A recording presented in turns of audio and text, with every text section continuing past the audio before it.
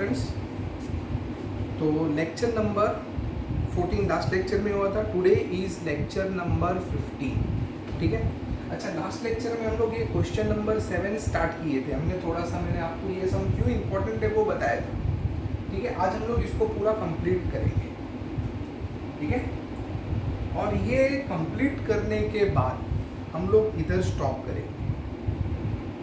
ठीक है, और नेक्स्ट लेक्चर से न्यू टॉपिक स्टार्ट करेंगे, स्कोप ऑफ टोटल इनकम। तो रेसिडेंशियल स्टेटस का आज लास्ट लेक्चर है और ये लास्ट सम है। ठीक है, चलो देख लेते हैं। Robin Singh x Indian cricketer, मैंने बताया था एक्स इंडियन क्रिकेटर है। इसका मतलब क्या है, वो इंडियन सिटीजन है। Submits the following information of stay outside India. क्या लिखा है, सबमिट्स द फॉलोइंग इंफॉर्मेशन, मतलब ये जो नीचे इंफॉर्मेशन दिया गया है, ये इंफॉर्मेशन कौन सा है उसका, स्टे आउटसाइड इंडिया का इंफॉर्मेशन है। मतलब वो ये सब दिन है ना, इंडिया में नहीं था, इंडिया के बाहर था। ठीक है, कंडीशन चेक करने के लिए आपको क्या देखना है, स्टे इन इंडिया, वो इंडिया में कितने दिन था ये हमको चेक करना है। और क्वेश्चन में जो इंफॉर्मेशन दिया है प्रॉब्लम में, वो कौन सा इंफॉर्मेशन है, स्टे आउटसाइड इंडिया।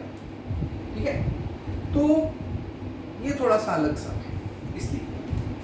ठीक है, फॉर द ईयर एंडिंग 31 मार्च 2020, देखो ईयर एंडिंग 31 मार्च 2020, तो ये ईयर बिगिन कब हुआ होगा, 1 अप्रैल 2019। मतलब ये जो इंफॉर्मेशन है 2019 2020 प्रीवियस ईयर का इंफॉर्मेशन है। हमारा प्रीवियस ईयर 1920 है, ये प्रीवियस ईयर का इंफॉर्मेशन आपको दिया है। ठीक है, चलो रीड कर लेते हैं। लेकिन याद रखो, ये सब दिन, ये सब जो डेट इधर दिया है इंफॉर्मेशन में, ये सब दिन इंडिया में नहीं था, इंडिया के बाहर था।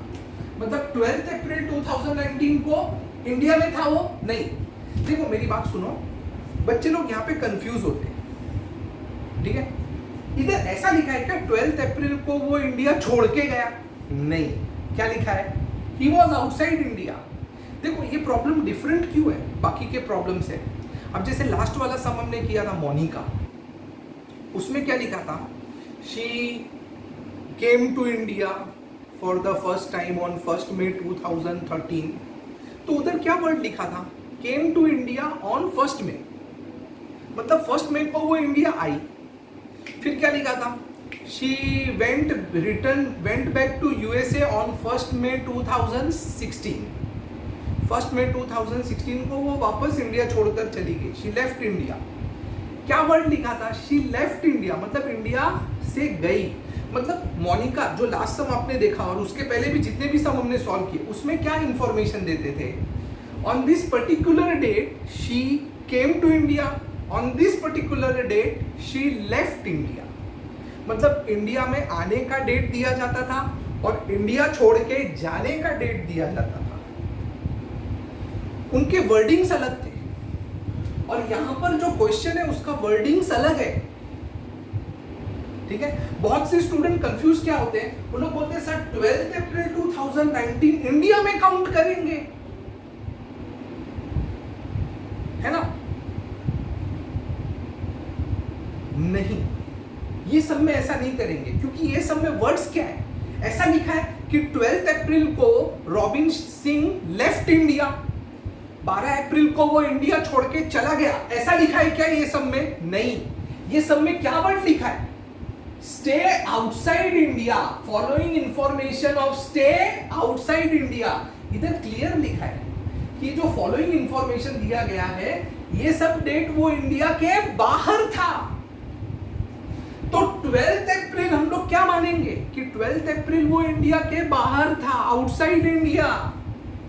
27 अप्रैल को भी वो इंडिया के बाहर था। यहां पर ऐसा नहीं लिखा 12 April left India, 27 April came back to India. हाँ, अगर ऐसा वर्ड लिखा होता 12 अप्रैल को लेफ्ट इंडिया, तो 12 अप्रैल इंडिया में काउंट करते, 7 अप्रैल केम टू इंडिया, तो वो भी इंडिया में काउंट करते। बट ऐसा नहीं लिखा है, इधर एकदम क्लियर वर्ड दिया है, stay outside India, following information of stay outside India. ये सब दिन वो इंडिया के बाहर ही मानेंगे। मतलब 12 अप्रैल भी आउटसाइड इंडिया कंसीडर करेंगे, 27 अप्रैल भी आउटसाइड इंडिया कंसीडर करेंगे। तो 12 अप्रैल 2019 से 27 अप्रैल 2019 वो इंडिया के बाहर था, he was outside India were playing Asia cup.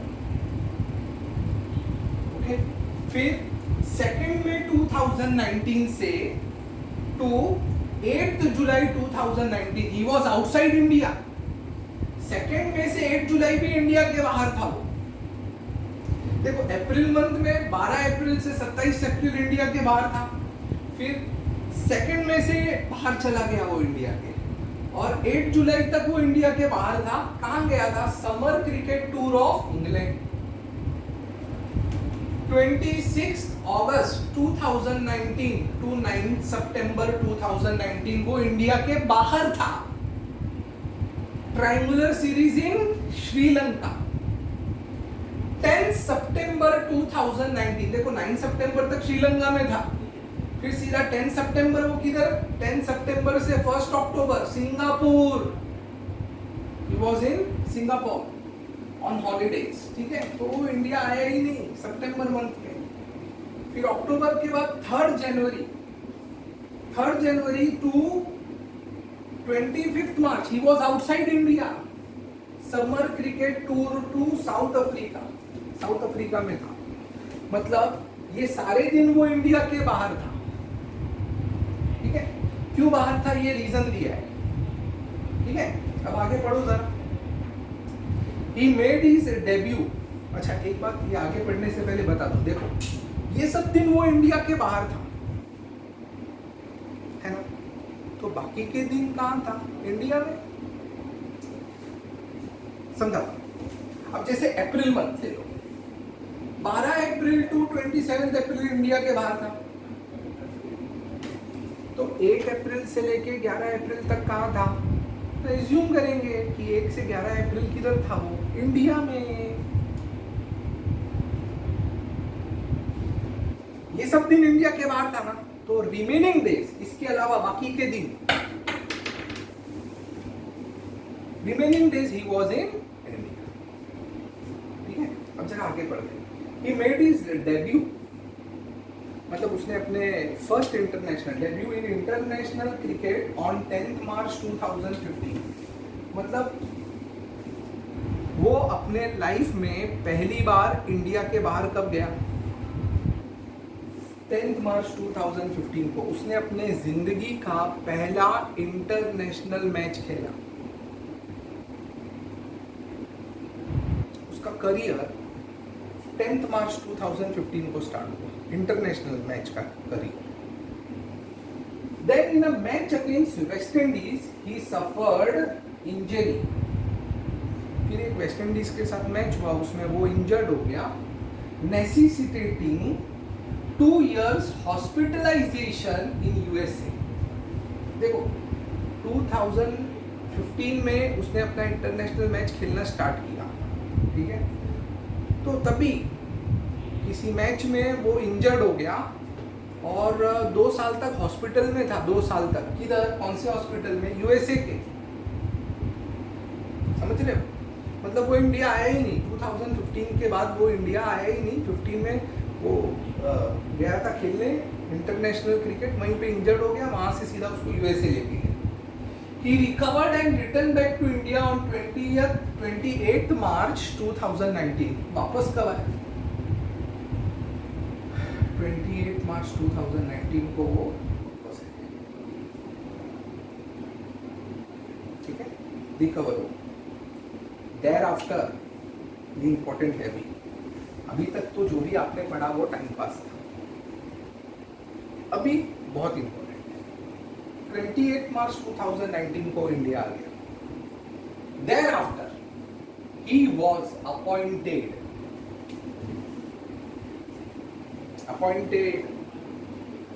by Bangladesh Cricket Board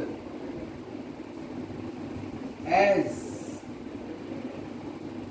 manager of their team। मतलब उसको बांग्लादेश क्रिकेट टीम का मैनेजर बनाया। Determine his residential status with reason for assessment year 2020-21। समझे? हाँ तो बताओ इसका क्या मतलब है। देखो पहला मतलब appointed as manager, employment. Manager मतलब और अपॉइंटेड मतलब उसकी नौकरी लग गई, ही वॉज एम्प्लॉयड। उसको बांग्लादेश क्रिकेट टीम का क्या बनाया, मैनेजर। मतलब टीम की जो भी जरूरत होगी वो पूरा करेगा, बराबर। टीम का मैनेजमेंट उसको देखना है, ही इज द मैनेजर। अब जिधर टीम जाएगी इसको भी साथ साथ जाना पड़ेगा। अगर टीम इंग्लैंड जाएगी तो इसको भी टीम के साथ इंग्लैंड जाना पड़ेगा। टीम अगर श्रीलंका जाएगी तो इसको भी श्रीलंका जाना पड़ेगा। टीम साउथ अफ्रीका जाएगी तो साउथ अफ्रीका जाना पड़ेगा। जहां टीम जाएगी उसको जाना पड़ेगा क्योंकि वो टीम का मैनेजर है। बांग्लादेश क्रिकेट बोर्ड ने उसको बांग्लादेश टीम का मैनेजर अपॉइंट किया है, एम्प्लॉयमेंट। तो ये सब दिन जो वो इंडिया के बाहर गया, कभी इंग्लैंड, कभी श्रीलंका, कभी साउथ अफ्रीका, तो ये सब वो जो इंडिया के बाहर जा रहा था प्रीवियस ईयर में, प्रीवियस ईयर ना 1920 प्रीवियस ईयर का इंफॉर्मेशन है। तो प्रीवियस ईयर में वो जब भी इंडिया के बाहर जा रहा था, England, Sri Lanka, because of employment, अपने एम्प्लॉयमेंट की वजह से उसको इंडिया छोड़ के दूसरी कंट्री में जाना पड़ रहा था। एक्सेप्शन नंबर 1 में आ गया। Robin Singh falls under exception 1 if an Indian citizen leaves India in the previous year for the purpose of employment outside India। तो इसको अपने एम्प्लॉयमेंट की वजह से बार बार इंडिया छोड़ के जाना पड़ रहा था। तो ये जो प्रीवियस ईयर में इंडिया छोड़ के जा रहा था बिकॉज ऑफ एम्प्लॉयमेंट, और वो इंडियन सिटीजन है, एक्सेप्शन 1 की सारी कंडीशन फुलफिल कर रहा है, तो रॉबिन सिंह एक्सेप्शन 1 में आ गया। अच्छा एक्सेप्शन 1 में आ गया तो क्या होगा अब? अरे एक्सेप्शन 1 में आ गया तो हो गया ना काम उसका। कंडीशन 1 चेक करेंगे सेक्शन 6 सब सेक्शन 1 का। अगर condition 1 pass, resident, condition 1 fail, non resident, second condition इसको चेक करना ही नहीं है क्योंकि एक्सेप्शन 1 में आता है, तो सेकंड कंडीशन हमको देखना ही नहीं है। ओके चलो कंडीशन 1 चेक करते हैं। अभी हमको जैसे पता चल गया है एक्सेप्शन में आता है तो हमको खाली कंडीशन 1 चेक करना है। कंडीशन 1 पास हो गया तो रेसिडेंट, फेल हुआ तो नॉन रेसिडेंट। ठीक है चलो। अच्छा कंडीशन 1 कैसे चेक करते हैं मैंने बताया था ना आपको। कंडीशन 1 चेक करने के लिए 2 कॉलम बनाना है, एक तो मंथ, नंबर ऑफ डेज।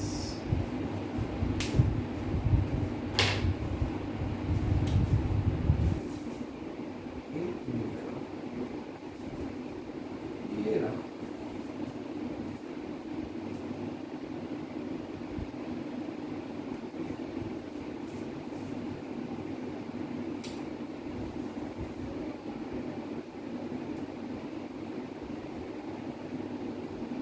अभी यहाँ पर मंथ प्रीवियस ईयर का 1 साल का ही चेक करना है ना। कंडीशन 1 में प्रीवियस ईयर का चेक करना है, प्रीवियस ईयर में इंडिया में कितने दिन था।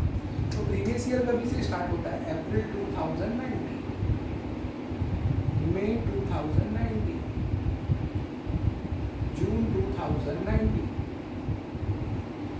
जुलाई 2019, अगस्त 2019, सितंबर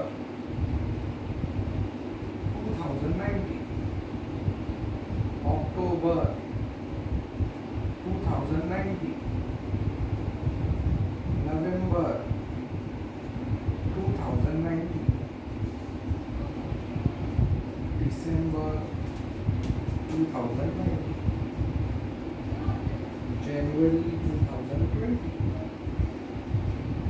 February 2020, मार्च 12। चलो फर्स्ट मंथ कौन सा है? अप्रैल। अभी हमको क्या ढूंढना है? अप्रैल में इंडिया में कितने दिन था, इंडिया में कितने दिन स्टे किया रॉबिन सिंह ने। तो यहाँ लिख देता हूँ, अप्रैल में कितने दिन होते हैं? 30 दिन होते हैं।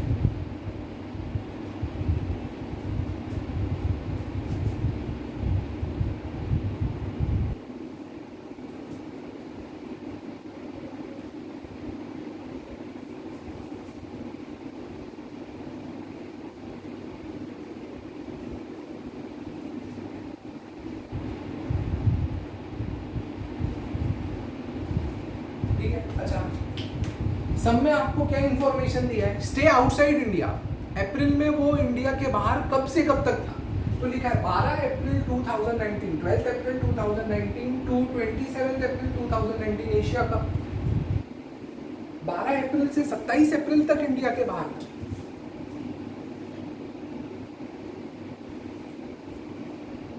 तो 12 से 27 अप्रैल वो इंडिया में नहीं था। बोलो इजी हो गया कि नहीं? 1 से 11 अप्रैल तक कहाँ था? इंडिया में। 12 से 27 इंडिया के बाहर था। तो हम लोग क्या एज्यूम करेंगे कि बाकी के रिमेनिंग डेज वो इंडिया में था। 1 से 11 अप्रैल इंडिया में था। कितने दिन हो गए? 11 दिन। फिर इधर 28 से 30 अप्रैल भी इंडिया में था। 1 2 3। तो अप्रैल मंथ में इंडिया में कितने दिन था वो? 14 डेज।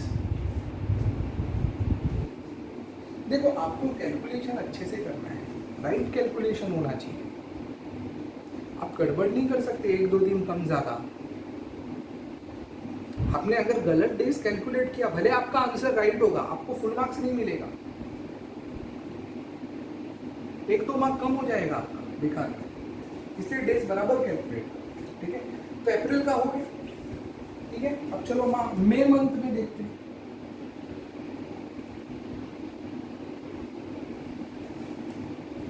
मई 2019 में इंडिया में कितने दिन था वो देखते हैं। तो देखो इसके बाद में 2 मई 2019 से 8 July 2019 summer cricket tour of England. मतलब 2 मई को वो इंडिया के बाहर चला गया था।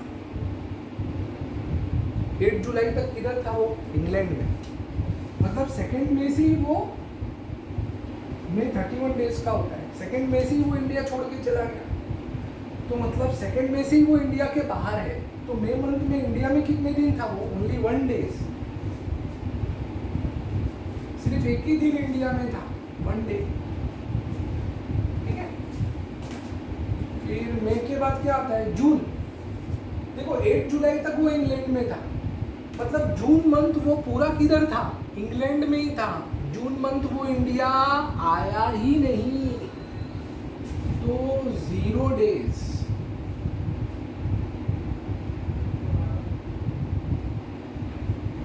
ठीक है। फिर जुलाई में, जुलाई 31 डेज का होता है। अब क्या लिखा है? 8 जुलाई तक वो किधर था? इंग्लैंड। फिर देखो आगे अगस्त आता है ना, मतलब 8 जुलाई तक वो था किधर? इंग्लैंड में था। जुलाई में 31 डेज होते हैं। 8 जुलाई तक इंडिया के बाहर था। अच्छा बाकी के दिन वो किधर था? फिर हम लोग एज्यूम करेंगे बाकी के दिन इंडिया में था। कितने दिन होते? 1 2 3 4 5 6 7 8 9 10 11 12 13 14 15 16 17 18 19 20 21 22 23। तो 23 डेज इंडिया में। जुलाई के बाद अगस्त, इधर दिया है अगस्त के बाद में। 26 अगस्त 2019 से 9 सितंबर तक ट्रायंगुलर सीरीज इन श्रीलंका। यानी 26 अगस्त, अगस्त में भी कितने दिन होते हैं? 31 डेज होते हैं। तो 26 अगस्त से वो इधर था श्रीलंका में। तो 1 से 25 अगस्त हम लोग क्या एज्यूम करेंगे? इंडिया में था। 25 डेज।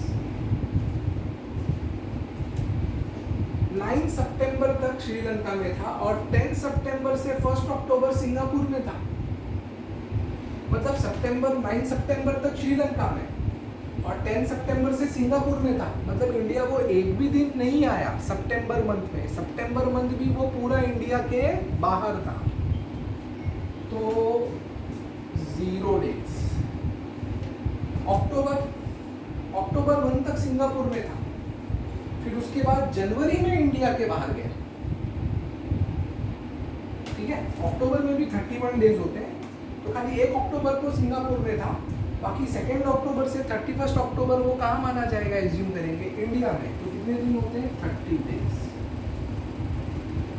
फिर वो जनवरी में इंडिया के बाहर गया, जनवरी से मार्च, तो नवंबर और दिसंबर ये 2 मंथ पूरा वो इंडिया में था। नवंबर में 30 डेज, दिसंबर में 31 डेज। जनवरी 3 जनवरी को वो इंडिया के बाहर चला गया, और कब तक इंडिया के बाहर था, 25 मार्च तक। तो जनवरी में 3 जनवरी से वो किधर गया, साउथ अफ्रीका। तो जनवरी के कितने दिन इंडिया में रहा, रिमेनिंग डेज कितने हो गए, 1 और 2, 2 दिन। फरवरी मंथ वो इंडिया में था ही नहीं, साउथ अफ्रीका में। और मार्च में 25 मार्च तक वो अफ्रीका में था। मार्च में भी 31 डेज होते हैं, तो 1 2 3 4 5 6, ये जो रिमेनिंग 6 डेज है वो इंडिया में था, तो मार्च के 6 डेज इंडिया में। ठीक है, टोटल कर देंगे।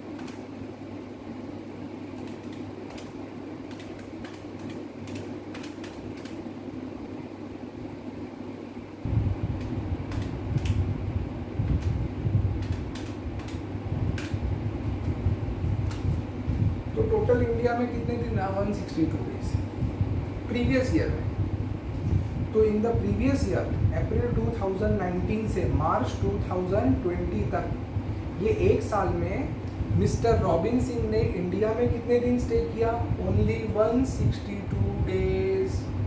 कंडीशन 1 फुलफिल करने के लिए कितना डेज होना चाहिए इंडिया में, 182 डेज। कंडीशन 1 फेल, ये एक्सेप्शन में आता है, तो सेकंड कंडीशन इसको एप्लीकेबल नहीं है। तो फर्स्ट कंडीशन ही चेक करना है, अगर पास हुआ तो रेसिडेंट, और अगर फेल हुआ तो नॉन रेसिडेंट। ये फेल हुआ, नॉन रेसिडेंट, तो robin Singh is a non resident. Answer खत्म।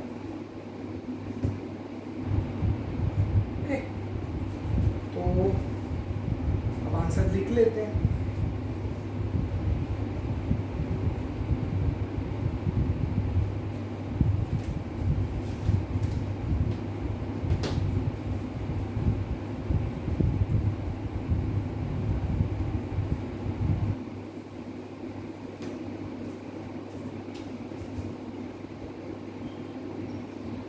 क्या लिखना है,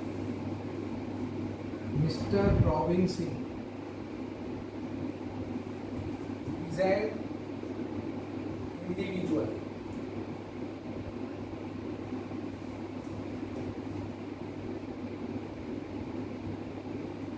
he shall be resident if he satisfies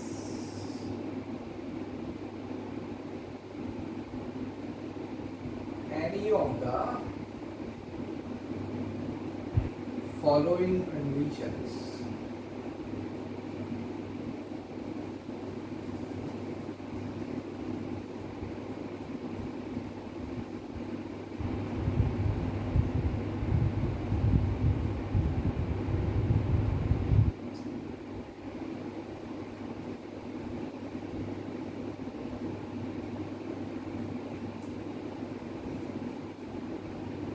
He should be in India in the previous year for 182 days or more, or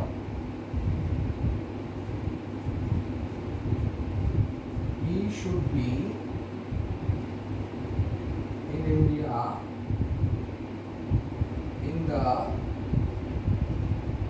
previous year for 60 days or more, and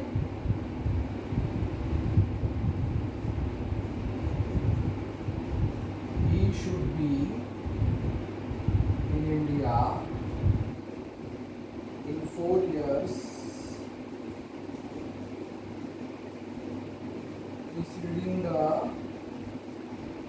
previous year for 365 days or more. Exception वो भी लिखना पड़ेगा. If an Indian citizen leaves India in the previous year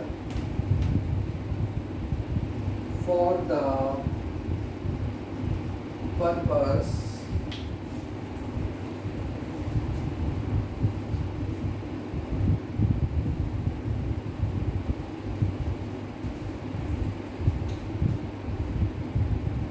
of employment outside India or as a member of Indian crew.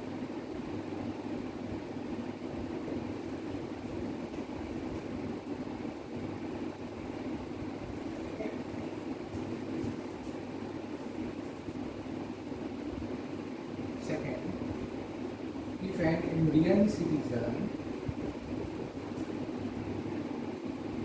or person of Indian origin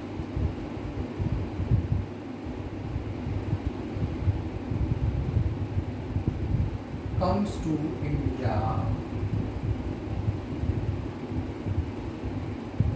in the previous year for a visit. ये पहले आपको condition exception पूरा वैसे का वैसा लिखना पड़ेगा. अब एक्सप्लेनेशन.